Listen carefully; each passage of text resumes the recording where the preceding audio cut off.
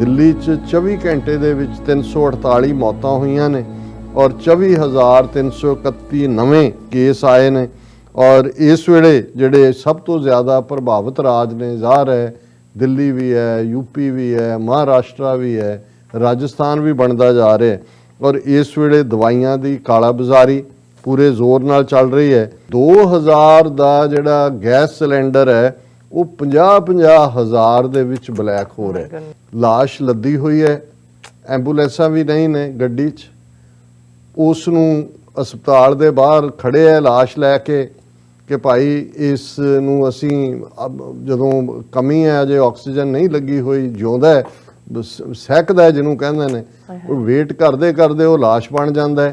फिर वो वेट करते हैं कि शमशान घाट तक जाना है और रिश्तेदार रो रहे होंदे ने, शमशान च जाके उस तो भी लंबी लाइन लगी होंदी है जिहड़ी अस्पताल च है।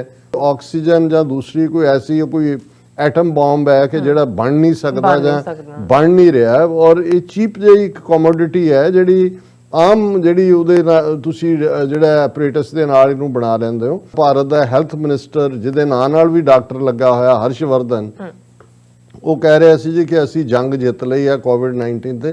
और जिस बेरहमी दे नाल उत्थे उन्हां ने फिर लोकां नूं एक्सपोज कीता गैदरिंग्स दे विच, वो कुंभ करोना होए जो कुंभ दे नां थल्ले कीता, जो चोण रैलियां होण बंगाल दे विच। अज 4 दिन पहलां तक जिहड़ा वो मोदी वो कह रहा सी कि जी देखो जहाँ तक नज़र जाती है लाखों लोग नज़र आते हैं, मैं नमन करता हूँ, मैं धन्य हो गया हूँ।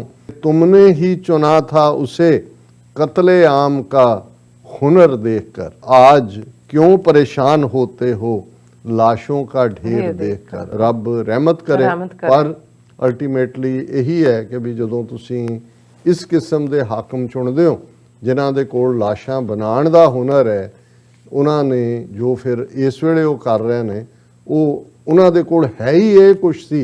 ते जे तुसीं इस ते इतबार कीता ते हुण घट्टो घट्ट जे इस सारे चों सोसाइटी जिन्नी भी नुकसान करा के निकले, जे फ्यूचर दे विच इस गल दी समझ होए ते असीं समझांगे कि भाई असीं it was a very hard learned lesson. जिन्हां सिखां नूं जिहड़ा आतंकवादी, अलगाववादी, उग्रवादी बनाया होया सी, जिन्हां मुसलमानां नूं जिहादी वायरस बना के तबलीगी जमात दे निज़ामुद्दीन वाले इकट्ठ नूं जिहड़ा बदनाम करके भारत भर च मुसलमानां दे खिलाफ नफरत सी, अज वो लखनऊ दी मसीत होए, दिल्ली दीयां मसीतां होण, कानपुर होए, भारत भर दे विच उन्हां ने अपणियां मसीतां नूं कोविड अस्पतालां च कन्वर्ट कर दित्ता।